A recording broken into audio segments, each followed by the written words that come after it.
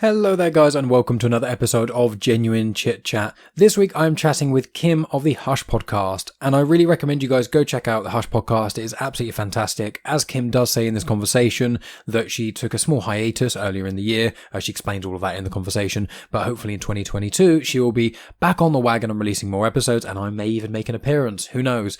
But I've included all the details in the description that you'd need, links to her website, links to the podcast as well, her Instagram profiles as well, and lots of other bits and pieces too. And obviously this conversation is all about sex and positivity and some of the stigmas that come along with it, so it's quite an explicit conversation in that regard.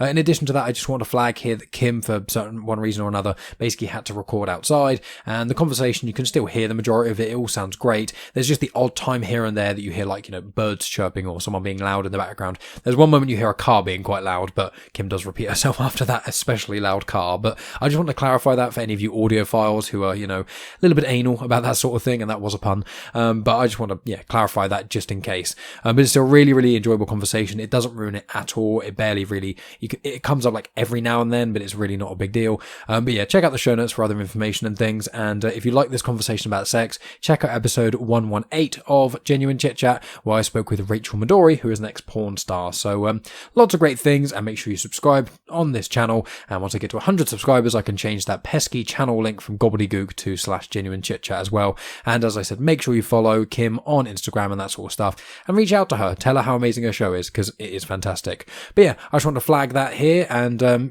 hope you guys enjoy the show, and here I bring you Kim of the Hush podcast.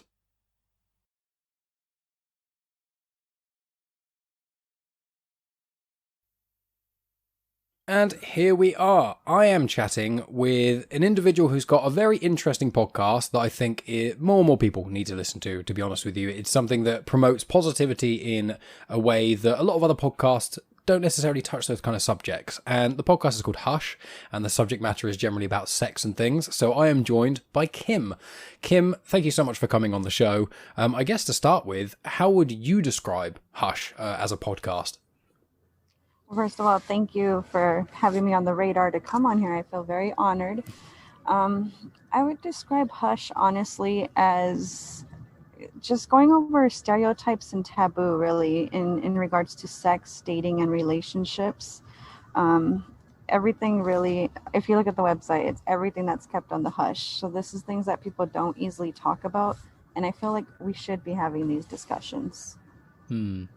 Yeah, because it's a strange thing, isn't it, where sex is, aside from eating and sleeping, it is the most pure human need. Obviously, it's the only reason any of us are all here. Obviously, in recent years, there's been, other ways of people being born, with in vitro fertilization and sorts of other elements. But for the majority of human history, and the majority of people are made from standard unprotected sex. And it's a strange thing that even nowadays there's more positivity around it, and we're coming around to these things, but for however many millennia humans have been around, that sex is still a taboo. I know obviously over in America it is, and over here it is. So it's amazing that you wanted to try and break the taboo, speak about some of the stigmas and things. I wondered, was there like a moment that made you decide suddenly that you wanted to start Hush? Like, what was that sort of the road for you to get to starting a podcast about these things? So I have a background in journalism. I actually have a bachelor's degree from the University of Arizona. I apologize. I'm actually here at the University of Arizona, so you'll probably hear some stuff in the background. The world's loudest car. Yes, really. So I have a bachelor's degree in journalism. I felt like I came across a lot of closed doors with it. And even though I had done internships, wrote a few articles, done a few blogs, I was still coming across the closed doors. I took a trip out to Seattle, actually, and I spoke to the editor-in-chief at the Seattle Times. And during that conversation, it was really just over tea at Starbucks. And he basically said to digitize myself. And it was something that I had learned at the U of A already, at the University of Arizona. They said anybody could write these days. If you can come through with audio and video and multimedia, then you are the full package, basically. So I thought to myself, like, I do need to break into what I'm passionate about, which was journalism. And my reason for journalism was telling people's stories and remaining pretty close to the truth of what their truth is, you know? And so I decided at that point, when I came back about a month later from that trip in Seattle, to launch the podcast. And I had this feeling that once I launched it, it was no longer editors telling me what to write about, because that's what happened during my internships with journalism. I was told the content that they wanted to see. And I just wanted to break that mold and talk about things that I felt passionate about. At that point, it was coming to terms with like the taboo subjects like sex, relationships, stuff that I couldn't easily talk about growing up with certain family members. And that's how the journey to Hush began, really. It was just closed doors with journalism, realizing if I did this, there would be some outlets that are conservative, wouldn't agree with my views, and that would be like a forever closed door. So once I jumped into this and basically bared it all for the world with my confessions and bringing people on, because I feel like if I share, then they're comfortable to share, you know. It went from there, really. Yeah, I mean, it's an incredible thing to do. I mean, as an individual who, obviously, I have a podcast, so I put myself out there as well, but my podcast obviously stems a wide amount of subject matter.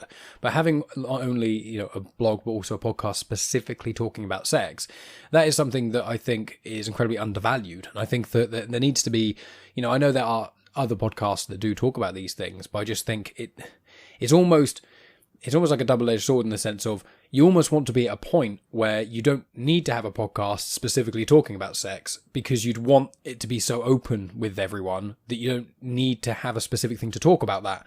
But obviously, because the world isn't like that at the moment, maybe it will be someday, that it's kind of the requirement to have that thing. So it's quite an interesting sort of conversational piece. And I want to ask, do you think since you started a few years back, have you seen any shift in difference? Do you think that the pandemic has done anything? Have you, in your own personal sort of view of things, do you think anything has actually changed over the last, say, 5 years or so?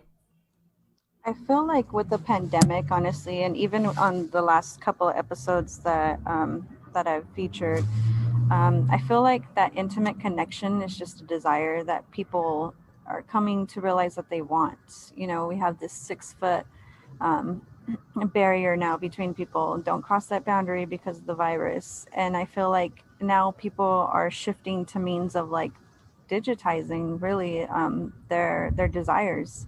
OnlyFans blew up, that's a major thing.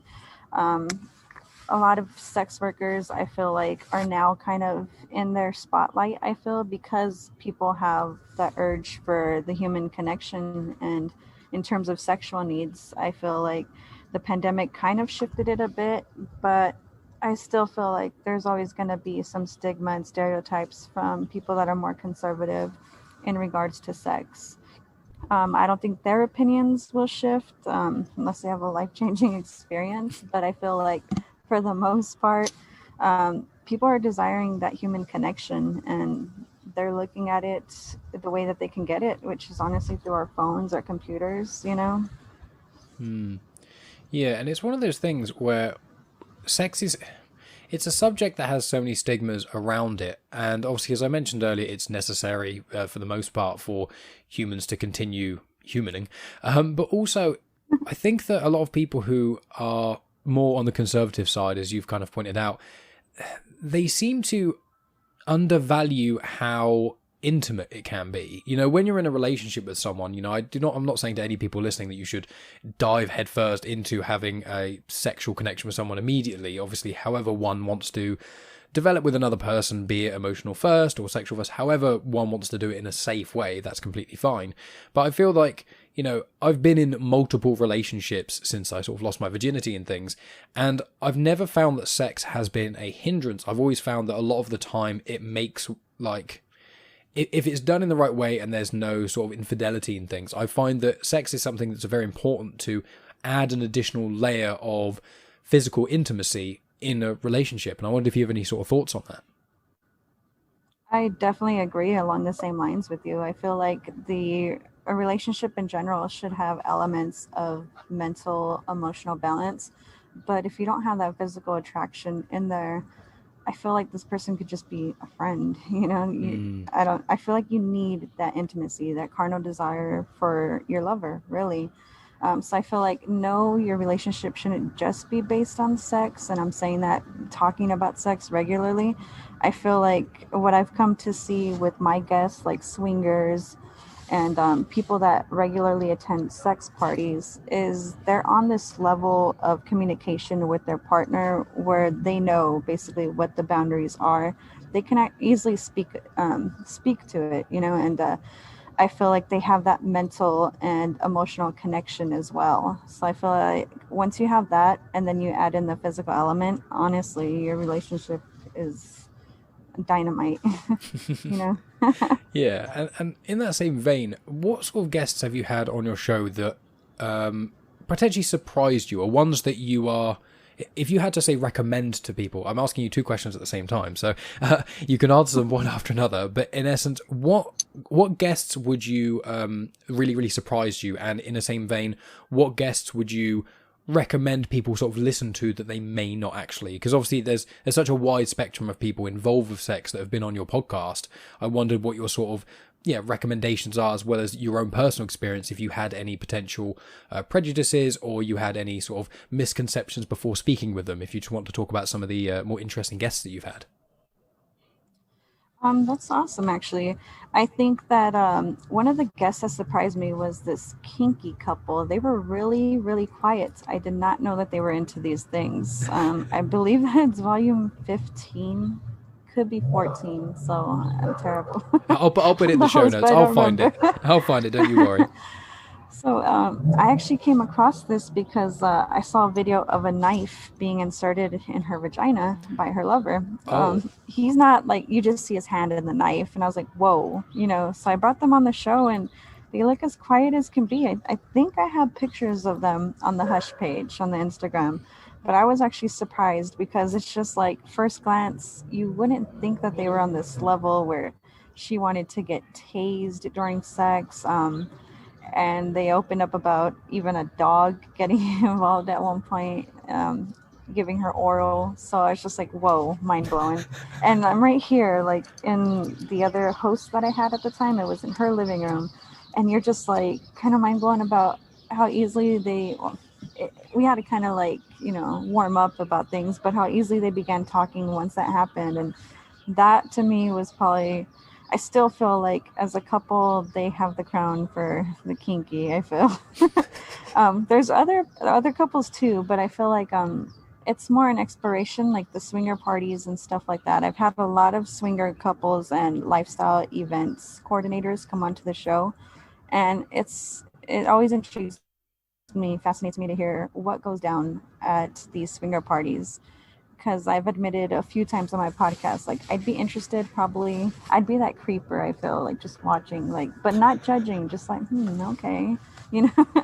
And so it's just funny because a lot of these people are just, they're so like indulged in the lifestyle already that, you know, they're ready to act when they feel like the vibe is right. And I feel like even me interviewing these people, I still have my shynesses at times. I'm very shy with a lot of things. I feel like compared to my guests, I'm so vanilla, honestly. But hearing these stories always gets me. So I want to say, like, the swinger parties and seeing how it really happens, seeing that it's also a community. So you have this whole notion, this stereotype that they just go there really just to fuck with each other and that's it. But no, they actually have like um, a tight knit community where they will actually barbecue and hang out and um, get to know each other out of the physical realm, you know. So that's something that a lot of people don't see. I think as well, with the other entertainers that I brought on, the adult actresses, you see a side of them where I talk to you, where I ask them questions and we discuss things that they do outside of scenes. And I feel like all of that bundled together really intrigues me. It does, because you see a side where it's like, okay, you hear about the sex stories, because I obviously love to talk about like virginity stories and getting them to warm up with an icebreaker question like that. And then you see the side of them that's not always so sexual. So I feel like that's how we should view people, honestly. There's sexual sides, and then there's the sides like, okay, this is how they are when they're not filming a scene or they're not at a swinger party. Hmm. Yeah, I found that with one of your recent episodes with, I think it's Brittany Amber. And for like, the first half or so of the conversation, you guys were talking about, what's it like being, in that sort of industry and all those things. And then, she was then talking about like Christmas songs she likes and like how she likes cooking and those sort of things, which are not the kind of questions that one would even expect to ask someone who works in the adult film industry, but obviously they're still people. That's the thing. The fact that their job involves sex, it doesn't mean that they don't have all the other interests that other people do. And one of the other conversations you had, which was with I think her name is Chloe, and it's, I think, of the Stripper Stories podcast, and she mentioned, I believe, on one of the episodes that I think she said about she enjoyed pegging someone, which for anyone who is not aware of the lingo, it is generally when you insert something into a male's bum. It's normally when you're, wearing a strap on or something and you sodomize them, you penetrate their ass. And one thing that she said about that was what she enjoyed about that was the fact that the male she was doing it with was being so, open to his own kinks and also allowing someone to do that because, as a standard, with a woman having sex, the standard way of looking at it is penetration. So it's kind of expected in a lot of ways. But with men, aside with heterosexual men at least, having something inserted into you is not something that a lot of men would openly consider. And she said that the fact that he was being so vulnerable and willing to trust her in that realm was something that I found very interesting. And I, as myself, at this current age, have no interest in being pegged or anything along those lines. But it's interesting to think that obviously there is the sexual element to it, but also there's the vulnerability that comes along with it, which is, I think, something that's very undervalued in so many elements of sex. I totally agree with that. I feel like there's that level of trust at that point, to explore that sexual realm. I feel like most of the male guests that I have brought on are with the stereotype that that's gay. They won't do that because it's homophobic at times. I feel like if you're able to embrace whatever your kink is, honestly, I have no judgment whatsoever. But I feel like that's almost like the way that it would be too, like with the dom and a sub, you have to have a level of trust, and people just think about it as like, oh, they're just kinky, it's just physical. But no, I feel like trust is a major factor in almost anything really with sexual pleasure. You want to be sure that you're trusting this person with your body and they're satisfying you, really. And if that's your kink, you don't want to be judged on it. Yeah, I agree, and it's something that's like something that is seen very standard. I know in standard sex, and also in porn is oral sex, and that's something that is, whether it be movies or anything, oral sex, especially on a male, fellatio. I love that word; it cracks me up. It's not. I don't like the word as much as I like the word cunnilingus. That word cracks me up as well. But with fellatio, like even that, putting your penis in someone else's mouth, that is. It doesn't sound like it, but it is actually a huge element of trust because humans, for the most part, have teeth, and if they want to just bite down, that's kind of game over in a lot of ways. And it's something that I think a lot of men probably don't think about very much. And when I was in my youth, I used to really worry about that. I used to, before I lost my virginity or anything, I'd be like, what if I put it in a girl's mouth and she bites down on it? And it's like, as you mature and grow older, it's like, well, you're not meant to put your dick in anyone's mouth. That's kind of the point. You're meant to trust them first. And then when you trust them and when they trust you, then you can go down that sort of road. So I think that trust is something that is just, it's not really spoken about. And I find that, I've thought about this when I eventually have kids, and I know that obviously you've got children, but it's like when I eventually have kids and want to speak with them about sex and the sort of things, obviously it depends on their age and what kind of questions they ask at certain ages as well. But one thing that I was never told about, neither in sex ed at school or by my parents or by anyone really, was that element of trust that comes along with it. So I wondered if you had any insight into potentially either how you have or how you will broach the subject of sexuality with your own children, in essence. I feel like I want to approach them the same way that my mother approached me. So she was very open about it. She's probably the only family member. Now, as this podcast is launched, a lot of my other family members have grown more comfortable talking about sex and sexuality. But she was very honest about a lot of things with me. And the reason why is because she was a teen mother. So she got pregnant at 14. And she basically explained like the hardships behind that. She was a single teen mom, and then she got pregnant a year later. So there's this 10 to 11 year difference between my older siblings, and my mom pretty much held it down as a single mom. So we had real conversations about type of urges. I guess it's probably not something that's common because I mentioned how I went over in one of the episodes, how I went over the sex talk with my parents, well, how they went over it with me, really. And it was basically like, you're going to have these urges, you're going to want to do things. My mom basically told me like the elements of a blowjob as well. Like, this is what some men find pleasurable. And this is basically what sex is, she didn't like bring out dolls or anything, and nothing. She didn't do any like reenactments. That would have been a killer for me. I would not have had sex for years. But it was just talking about it, like, this is what's like going to be down the line, basically, once you start exploring sexuality.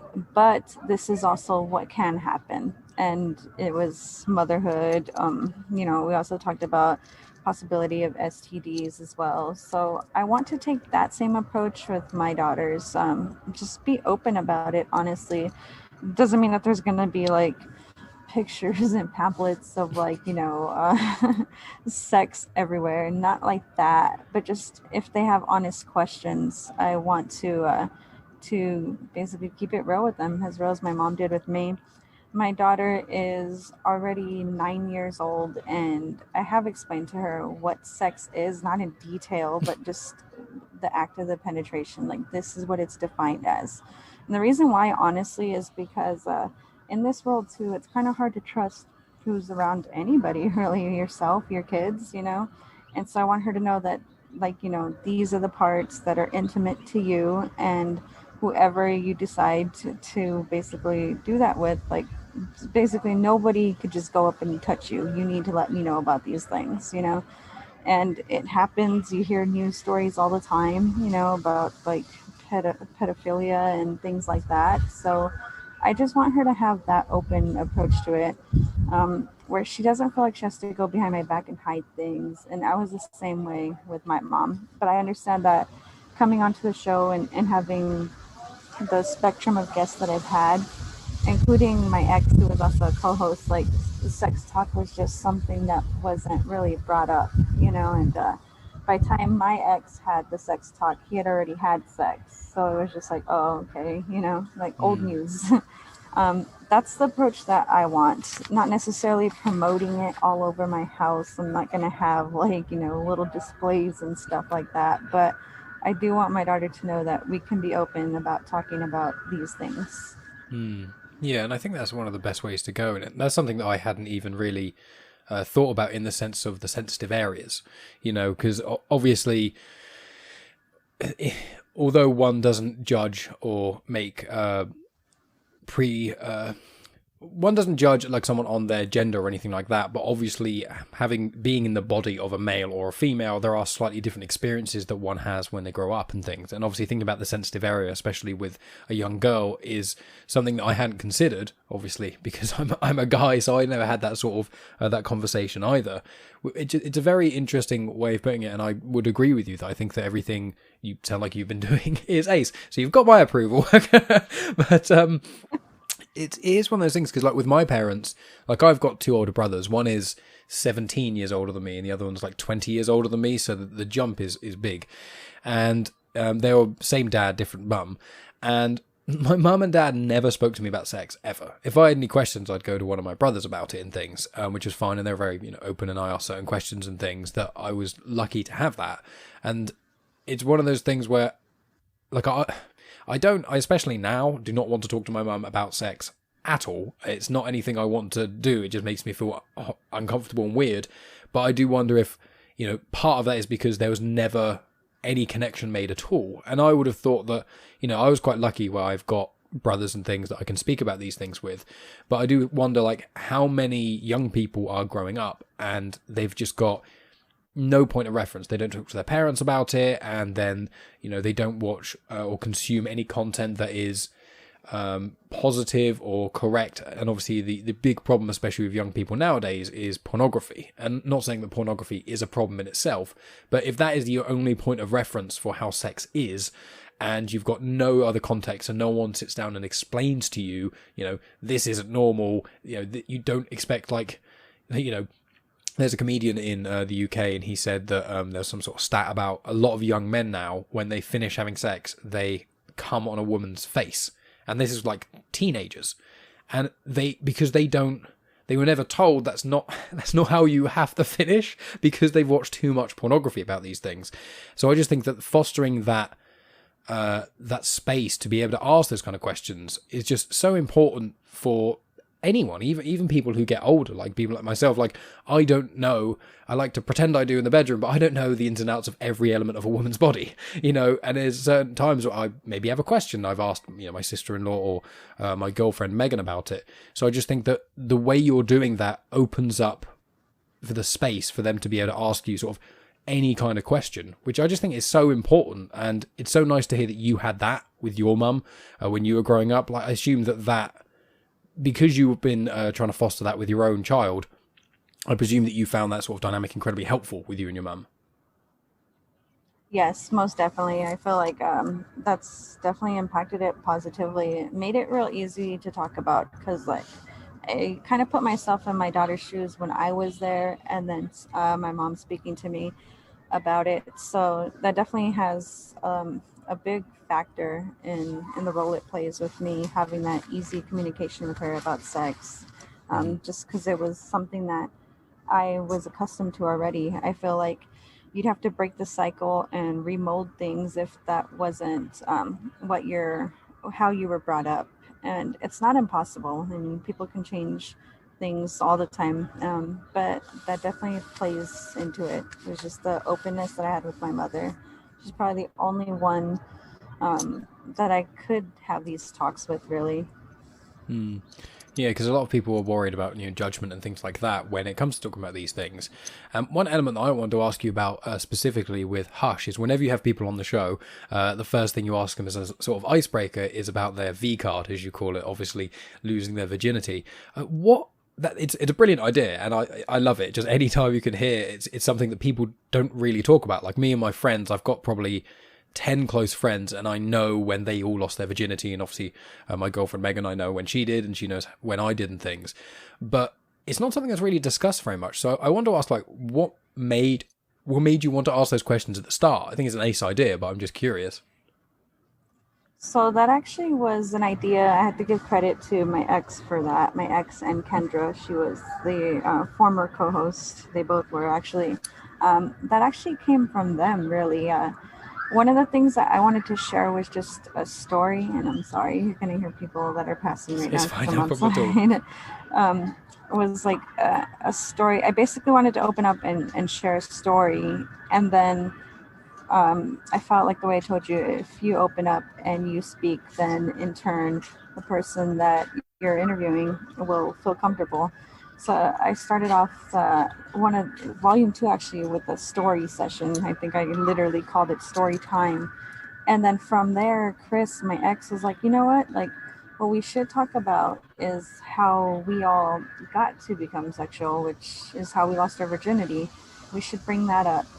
And Kendra also went along those lines as well. So when I brought them on, her and Manny, who also became a host, I had them share their V-card stories, and then I shared mine, and then Chris shared his. There was like 4 stories on that episode when we finally decided to open up about that.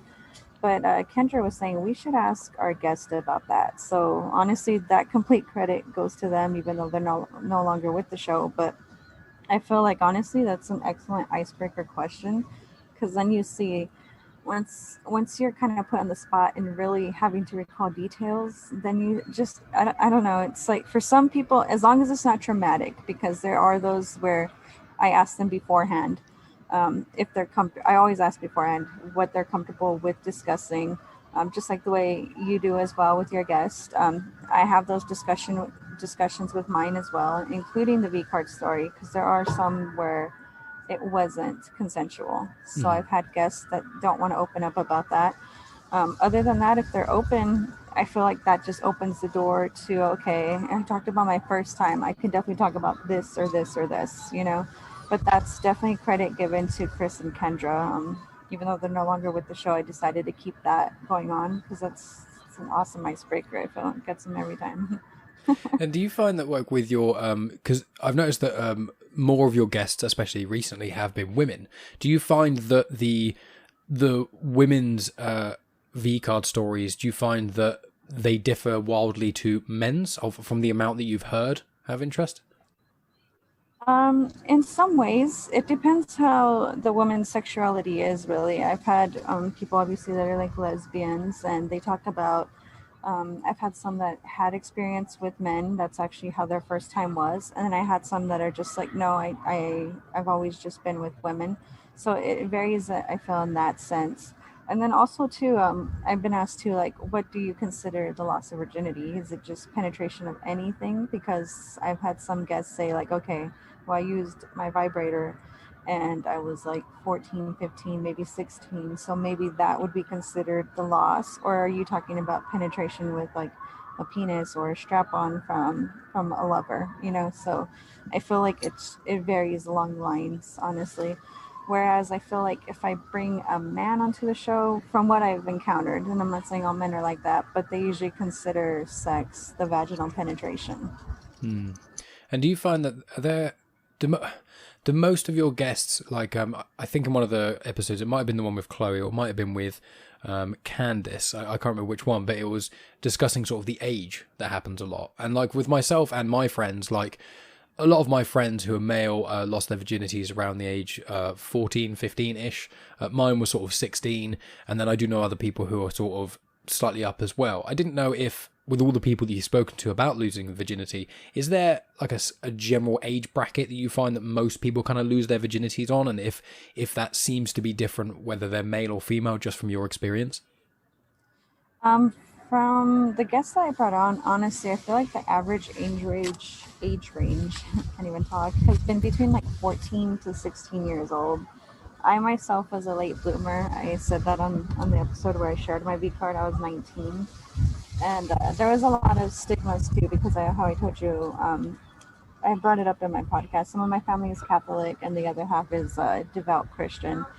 And I listened to rap music. I had a tattoo. You know, there was just all these like stereotypes about my heathen lifestyle, I guess you could say. I guess I was deemed to have lost it earlier, according to their assumptions about me. So I held out, I feel, longer than most of the guests that I brought out. I don't feel like that puts me at a higher moral standard, nothing like that. I'm just saying the average that I had have been younger than the age I was when I discovered sex, usually between 14 to 16. And that's been for both men and women. I feel like that's like the average range. I feel like that's like your high school, you know, prime of your high Mm. school as well. So I totally get hormones are raging at that time. Mm. Yeah, it's interesting because, you know, in England, the age of consent is 16. That's it, just across the whole of the UK, to my knowledge. And I know that in America, obviously, it's kind of state by state in a lot of ways. It depends on that element. So it's quite interesting hearing that from the limited amount of information that I know from over here, from people I associate myself with, and the information I know from them. It's interesting that both here and across the pond, in general, it seems to be the same sort of age. And obviously it's one of those things where I believe that you would probably agree with this statement where, you know, celibacy and just not talking about it is not a way to make a healthy relationship with sex. It's just, I describe it in the way of, you know, men's have outies, women have innies. If you don't tell them what to do, they're gonna figure it out. It's not that complicated. This very, very standard, you know, surface level look of how it works. But if you don't talk about these things and you don't explain to people in these things, by the time they get to that age, then they don't know about things like STDs and pregnancy and all the sort of other elements that come along with it. So it is very interesting hearing about that element of sexuality coming at the same sort of age. And I wonder if you mentioned about sort of not losing it until later, and you say, was that due to a lot of the stigma that came along with it, and that you maybe wanted to earlier but you didn't, or did you not go into that sort of situation? If I can ask these sort of questions of you, if that's all right. Oh, yes, most definitely. I'm open to any question that you want to ask. For my own experience, it had to do with the religious background, honestly. And I'm not here, like I say, to bash religion. Of course. It's just the way that I was brought up was Catholic. I was brought up Catholic, but then I had my dad's side of the family, which were Christian. And so having just this whole element of Christianity really, it played a lot into like moral decisions, I felt you could say. I had urges, of course. I was actually close to losing my virginity at 16. I was already like smoking pot at some guy's house, so, but I didn't go through with it, even though he had condoms. It was just that conscience feeling. And then I really like, after I had sex, I was kind of, I was going through like a moral dilemma, I guess, because it's not how I wanted to give it up. We were taught basically like the whole, your body is a temple and it's sacred to who you give it to. And I think that really it was just the religious moral standards that played into me holding out on it. Wanted to give it to somebody that was special. That's not how it happened, but I mean the sex was still good, but that's not idealistically the way that my mom even told me, like, not the way that I wanted you to lose it, but it happened. So now we just move on. But then I felt like after that, like, why can't we just say that we love sex, or we want to do this more, or we want to explore? And that kind of opened up to where I'm at now. Like, just with my sexual experiences in general, I feel like I don't have that religious confinement as much for my own experience. And I'm pretty open about discussing anything, but that had a lot to do with it, the religious background for sure. Yeah, I've heard that from over this side as well. Although we're not, as a strictly speaking, a religious country in the same way that certain parts of America is, we've still got that sort of the stigma to it. And as you said, I think in the conversation you had with Candice as well, which I think it was quite a while ago. I think it was sort of May time in 2020 from the top of my head. But I was listening to that quite recently. And one of the things that she mentioned was that, once again, we're not bashing religion on this podcast, to clarify to any listeners, but it's that thing of when you make losing your virginity such a massive deal, especially to women, it makes them seem like the way Candice put it was like you're just your vagina, like that element of you is the most kind of important thing. That's the pure element of you, and if for any reason that gets tainted in a way, that takes away from you as an individual. And I know that there are plenty of individuals who are not religious who still feel that way, and so I wondered if it's still sticking in line with the sort of virginity thing.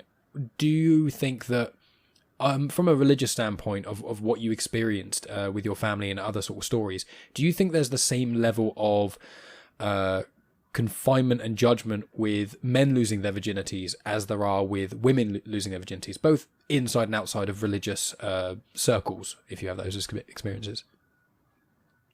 The funny thing is, the men in my family, me and my sisters say this all the time, they got a lot more freedom, I feel like, than the women. I don't know if that was just my family, but even in terms of like sex, a lot of them, including my own brothers and cousins, people that are in my family, they were already doing this already, but I feel like with the women, I think it was more of the idea that we could get pregnant, and that was kind of more of the deal breaker, I felt like, and why they were more protective.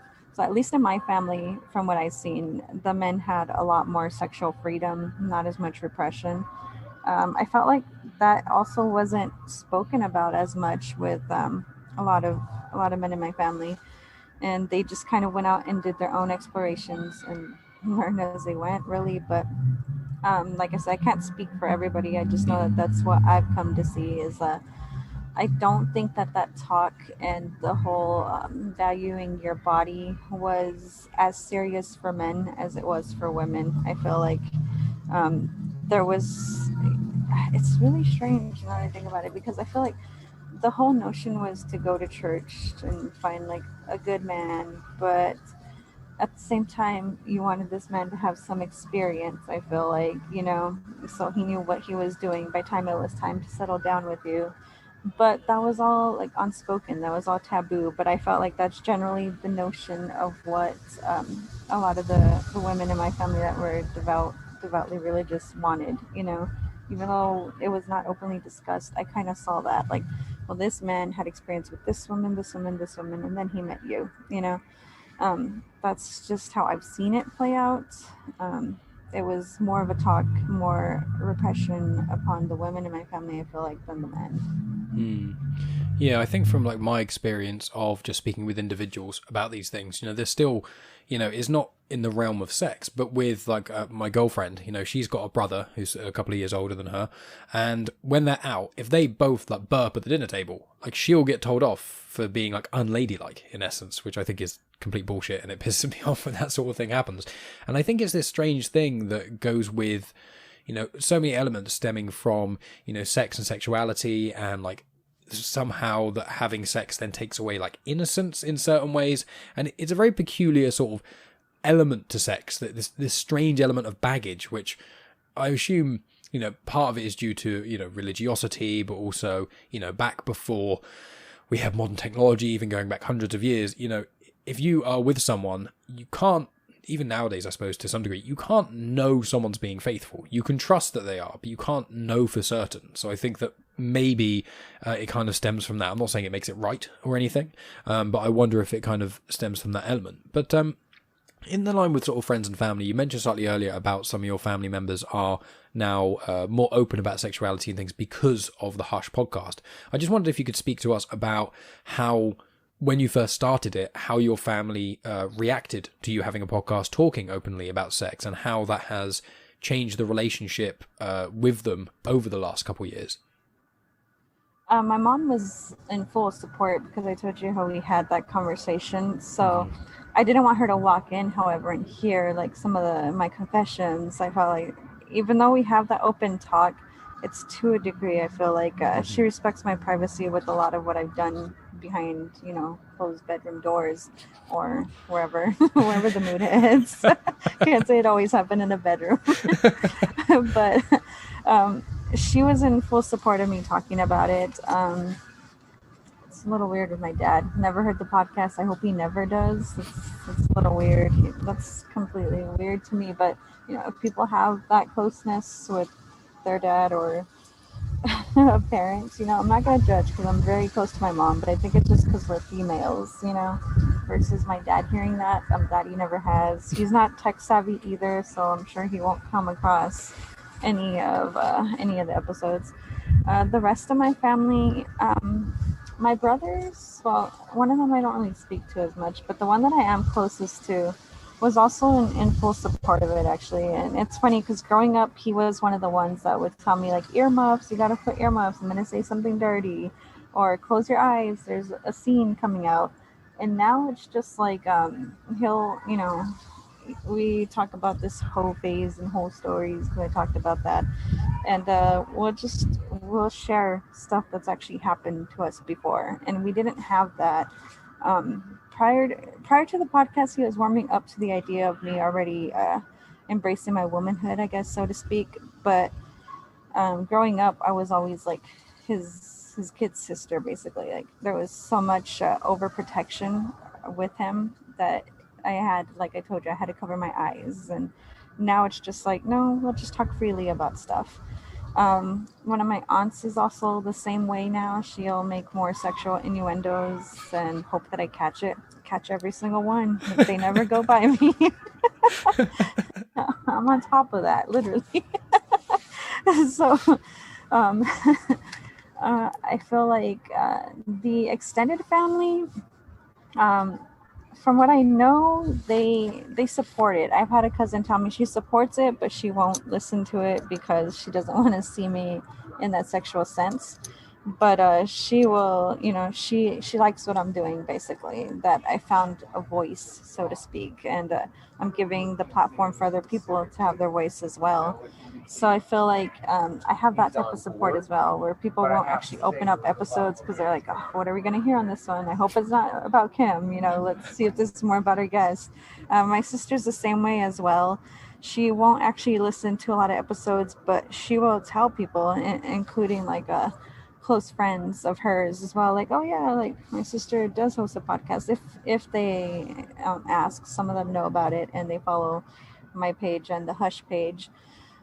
So I think it's a cool little word of mouth that has gone around with family, including the aunt that now does like sexual innuendos. She was very conservative, so it's kind of cool that she'll go and tell like coworkers, "Hey, my niece has a podcast," and then give them like a Hush business card. I'm like, that's cool. I like this. But the rest of my family, I don't speak about it with them. The ones that are devoutly religious, so. I don't even know if they know, but I am very open. My page is public for both, actually, my personal and my Hush page. So if they were ever to come across it, I'm not hiding anything, but I'm not going to go and openly tell them like, hey, I talk to porn stars, I talk to sex workers, talk to erotica authors and anybody that wants to talk about sex. So I won't go and openly tell them, but I'm not hiding it either. Wow. Yeah, that's amazing. I'm glad that in so many different ways it's improved relationships and things, being that sort of that being more comfortable with people and being able to talk openly about those things. And I want to ask as well, it's one of the sort of final questions I sort of had, and there's some words which as a male, I find them damaging in a lot of ways anyway, but I always like to hear sort of the female perspective in a lot of ways on these things. And the two main words that come to mind are like whore and slut. And just when you hear those words, first of all, this is me presuming that you would have a negative connotation associated with those. But I want to know just, is that the case when you hear those words? Do you immediately think of negative things? Do you think that people are now kind of trying to take the words back in some way? I'm just interested in your perspective on the specific words, sort of slut, whore, and those other words associated primarily with promiscuous women in a slightly more negative way. Most definitely. I feel like slut, whore, hoe, I feel like all of that has negative connotations to it. But I do feel like people like Amber Rose, for instance, taking back the word, creating a slut walk, where it's basically embracing the sexuality, behind women and breaking down the stigmas. I like that, I'm in support of something like that, honestly. I feel like myself as well, like, before that used to be like an insult, like, oh, you're such a hoe, and to me it's like, okay, so I'll share my hoe stories then, I'm going through this hoe phase, I guess, so I feel like I take it back for myself. If people want to feel that way and still tie it to something negative, I feel like I'm just going, in my own experience, just going to embrace it really and go along with it. But yeah, I feel like there's a lot of negative stigma toward all of those words, really. And hopefully one day society will open up more to the fact that women could be just as sexual as men. We have our needs, and we're not under these societal expectations where we have to be pure, untainted.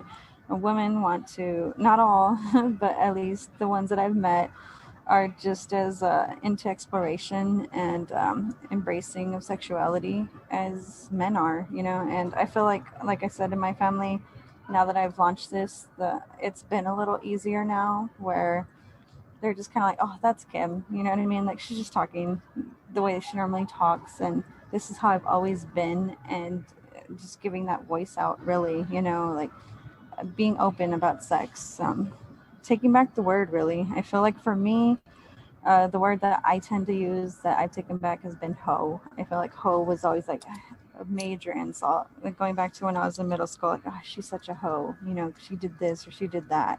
But we would never talk about the guy that was involved, and like, I feel like because men were, at least from what I saw, expected to gain this experience, whereas the woman had to settle down with him and not really explore, so I do feel, yes, most definitely negative connotations to the word, but I do feel like it can be taken back and embraced, just because a woman does have a promiscuous phase, or even if she never enters that phase, and she loves sex, she shouldn't be judged for it.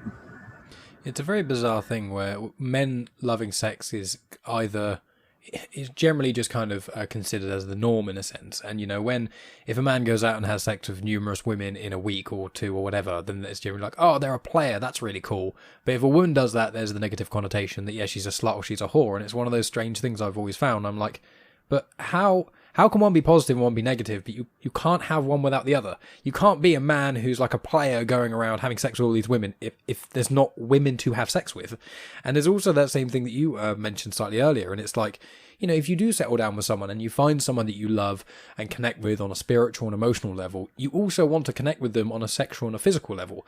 And obviously certain people can get together and both of them can be virgins, or one can be, and that can be completely fine with certain people's relationships. But a lot of the time, when people enter a sexual relationship with someone, especially it seems to be with the expectation on men to know what they're doing a lot of the time. But it's just like, how can a man know what they're doing if they're not going out and having sex with people and not communicating it and not discussing it? It's a very weird thing that the societies seem to have this sort of cognitive dissonance where simultaneously it's like, oh, sex is good, but it's also bad. But also men can be sluts, but if they are, some people view it as bad, but some people view it as good, but they're expected to know exactly what they're doing in the bedroom. Although women, it's pure and impure if it's not. And it's just this kind of mess. And I think that as society is both, let's just say the Western society in a sense for ease, as it's kind of developing and growing, and I think the internet has helped with this in a lot of ways, is just like the dissonance is becoming more skewed, and I'm hoping that the minority is becoming the people who view sexuality in a negative. And I just think that there are so many benefits to being open sexually and being able to talk about these things. And like even myself, when I was first, having sex and things, and when I lost my virginity and those sort of things, speaking to some of my guy friends about these things, it helped me develop sexually. It was offhand comments, things like, talk about sex, and they'd be like, oh, did you do anything with the clitoris? And I'd be like, no, was I meant to? And it's things like, yes, that's Can I find it? Yeah. Where is it again? And it's just like, that's, for anyone listening who isn't sure, that's a very important part. That's arguably the most important part from my experience.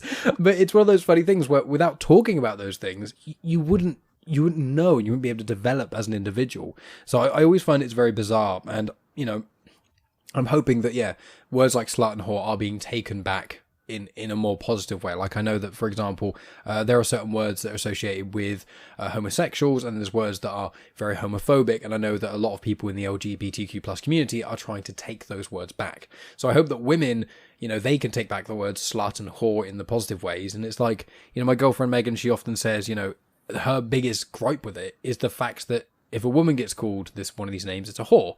But if a man gets called this name, it's a man whore. And it's like, but they're the same thing. Why do you have to put man in front of it? It's a very peculiar thing. So as we sort of begin to wrap up here, I want to ask, are there any sort of pieces of advice or suggestions that you would give to any listeners just generally about exploring sexuality and things? Because I know from what I've heard in Hush and things, because you're in sort of a long-term relationship and things, and then you've come out of that since, you've been able to experiment yourself with what not only what you want in the sexual sense, but also how you want to go about experiencing your sexuality, whether be it with multiple partners or one or that sort of thing. So I wonder if you could just tell people what you want to discuss about your experience, and any sort of suggestions or advice you'd give to any individuals who are looking to potentially explore their sexuality in any sort of facet. I feel like as long as it's consensual, definitely you want to keep it at that level. There shouldn't be any fear with any exploration, really. Going back from, hosting the podcast in a relationship, and now hosting it, being out of a relationship, I don't really share as much about myself as I do about my guest, but opening up now, I've definitely entered, like the way I told you, taking back the word hoe, entered a phase like that again, I guess you could say, a stage of promiscuity in my life. But it's more so in terms of, I don't know, some people will see it the wrong way, but for me, it's been healing, and it's been rediscovering myself and having fun with certain aspects of my life. I feel like as long as we're open to talking about these things with whoever you're getting sexually active with, And as long as it's consensual, you shouldn't have any type of stigma behind that. Obviously, you need to be aware of what can happen, pregnancy, STDs. What basically, if you're going to be grown enough to take these actions, and also be grown enough to know what results from them, and embracing that. I do feel like coming to this stage where I'm at in my life right now, most definitely embracing any experience that I come across. Really, I feel like life is too short. You hear it all the time. Even Drink says YOLO, and and I feel like sometimes that is those moments sometimes make up like the funnest memories in your life. But obviously, you don't want to be careless, and you don't want to take advantage of other people. So when you're out here in this realm of sexuality, to keep that in mind, others' needs, and the only way that you're going to have that is by talking. Honestly, just have that sex talk with somebody. Even if it's a fantasy, or what your no goes are, hard limits. Basically, I feel like all of this just needs to be discussed. And I'm not saying that you're just gonna sit at the kitchen table and just hash out things, but little things here and there, little confessions, like I've always thought about this, or you know I've always been turned on by this idea, things like that. I feel like just started off small little confessions, I guess, about what intrigues you as a human, and go from there. Really, just keep it safe, consensual, and kinky. Yeah, I think it's one of those things where I think the most important element of sex at the end of the day is just communication. It's just those things of, as long as you communicate with your partner and they're being open about communicating back with yourself, then as long as you say, it's consensual and things, then there shouldn't really be any. In theory, there wouldn't be any negative experiences that come from that in that sense, unless there's unpleasant accidents, which can happen, unfortunately, sometimes in the bedroom, from simple things like falling off the bed to slightly more serious things.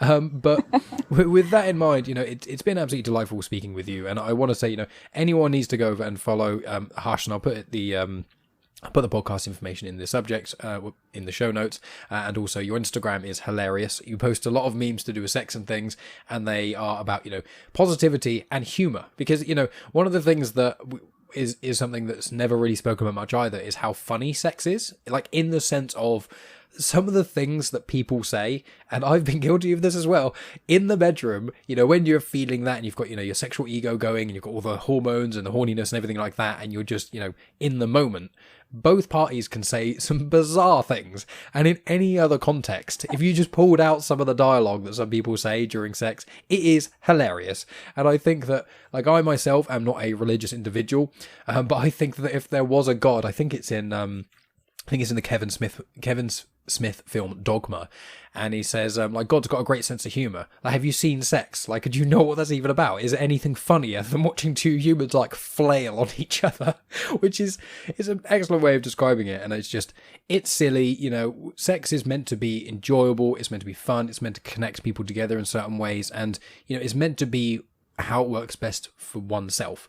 And I think that your podcast, the Instagram feed, as well as your website and everything that you go about, I think is invaluable to people who are sexually active, or people who are going to be sexually active who maybe aren't yet. So I want to thank you so much for spreading the sexual positivity across the world with all of the platforms that you're involved with. And so I just would like to ask, is there any sort of final thoughts on your behalf before we wrap this thing up?